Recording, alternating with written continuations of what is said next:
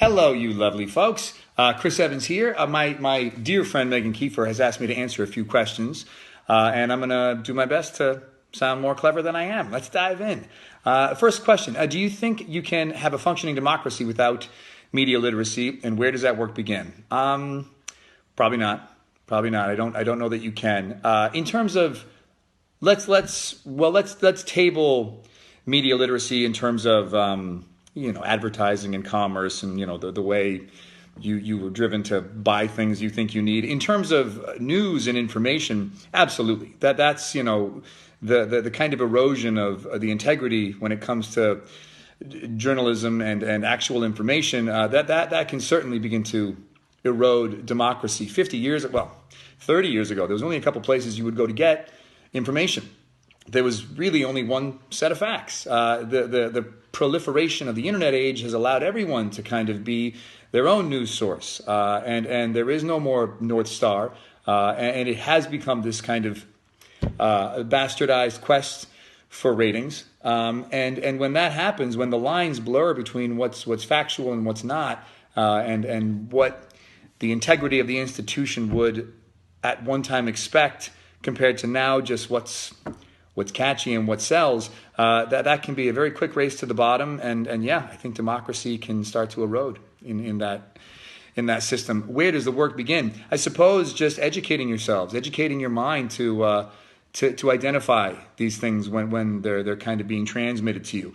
Everyone now, I grew up in a time where I didn't have the internet when I was in high school. I wasn't bombarded on the same level, at least, as young people are today. So sharpening your tools to identify those things when they're happening is the first step in fighting back. The next question, how is ASP helping? By trying to remove that sort of journalistic flair.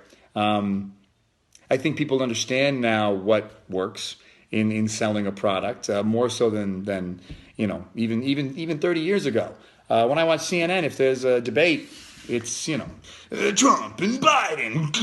It's like a monster truck rally. So out of the gate, they're already trying to bait you in and inject something in your brain that tells you that this is a little more controversial or dramatic than it needs to be, really. And somewhere inside your subconscious, you know that, and it kind of turns you off. It leads to distrust.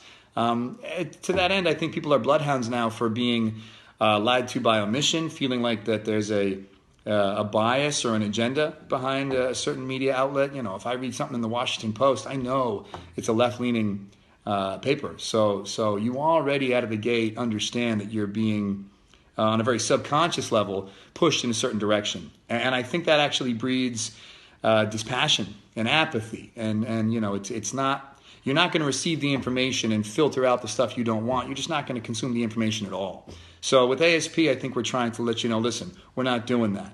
Study the mechanism. There's no way we can inject our own opinions. And hopefully that will breed some sort of trust.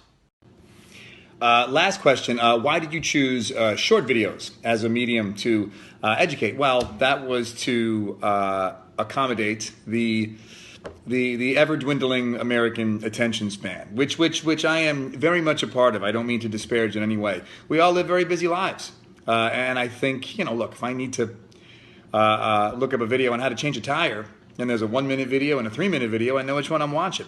I know how to change a tire. I was just giving an example. So we just felt that, truth be told, you can get a lot of information in a minute. Sometimes the bloviating nature of certain elected officials you lose your audience. You zone out. So we were trying to cut out the fat, give people exactly what they need, and again, given the busy life of most Americans, I think that service wins the day. Hopefully. That's all I got.